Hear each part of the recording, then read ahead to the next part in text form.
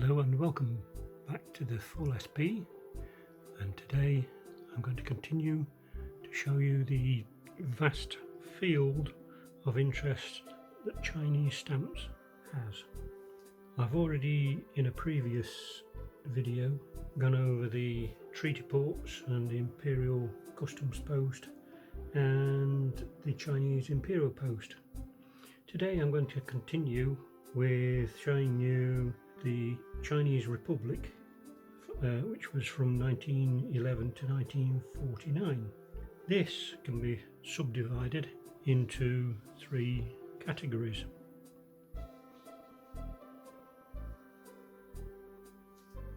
Here is one of the first definitive sets issued by the early Republic. Its design is known as the Jump, Reaper and Hall of Classics. Later on, during the war against Japan, this set of Martyr issue stamps was produced in Hong Kong before it was overrun by the Japanese.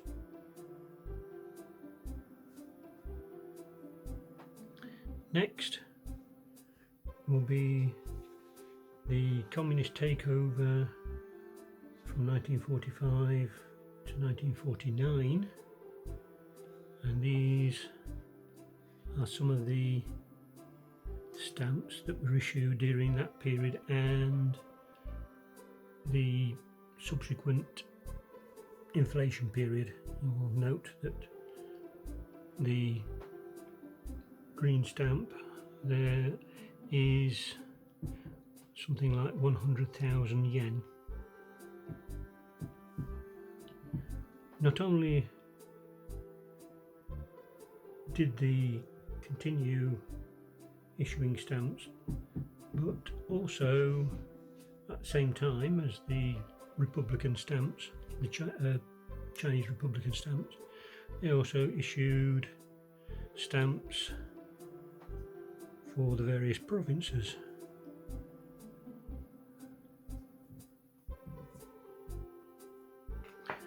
Of which I've got an example here from Xinjiang. They are the Martyrs issue overprinted for that province.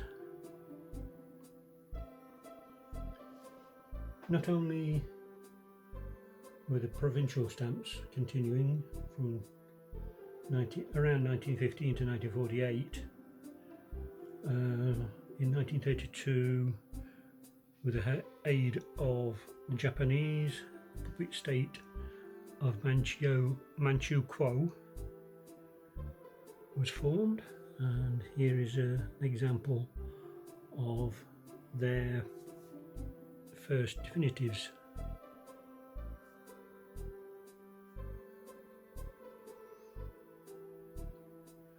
And also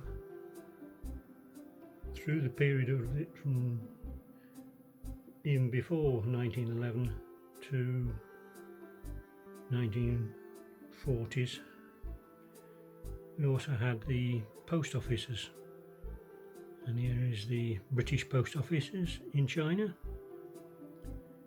As you can see, they're Hong Kong stamps overprinted with China. There were several various nations that had post offices in China: Japanese, French, German, Italian, Russian and Indo-Chinese post offices, of which this is an example. Yunnan Fu was the designation on these. There are several different types for the various post offices in China.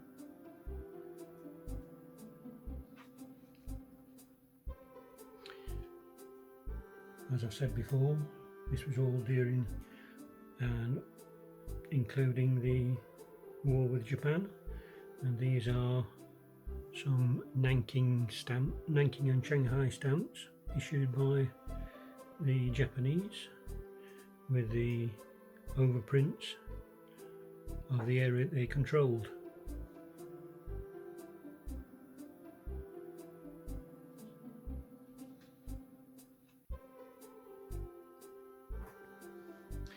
In 1949, the Republic of China government moved its headquarters to the island of Taiwan, and since that time Taiwan has been issuing stamps of their own. This is a 1958 example.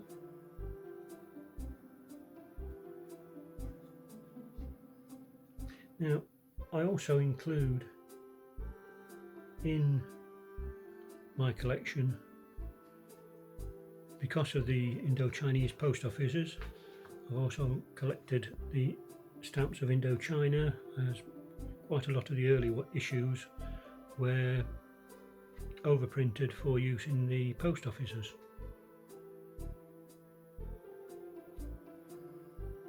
Now,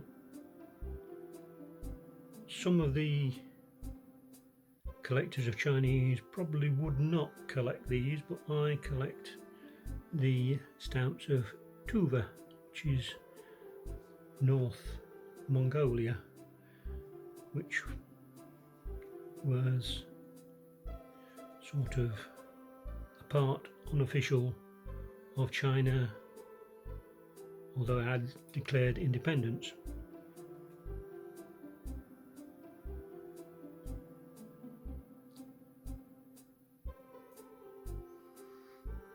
And all the while this turbulent times were going on, there were also issues for parts of China, which are now China, such as Macau.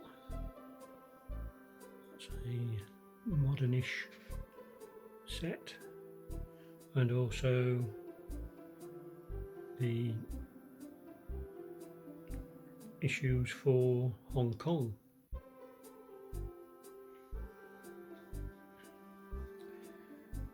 Now, during this period, the communists were also gradually taking over the country, and here is an example of their postage for East China, or the areas that they controlled at the time.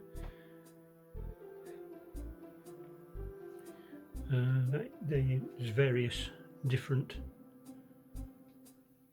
areas and sub-areas also for the communists there, until they took over the whole of China in 1949, and that was the birth of the People's Republic of China. And here is an example of the stamps they now produce. This was from 1993, and as you can see, they feature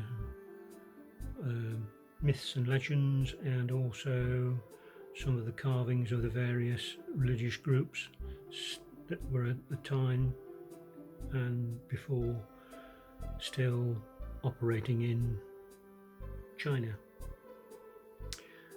Well, I hope you enjoyed that particular brief visit to the vast field of China. Thank you for watching, and I'll see you next time.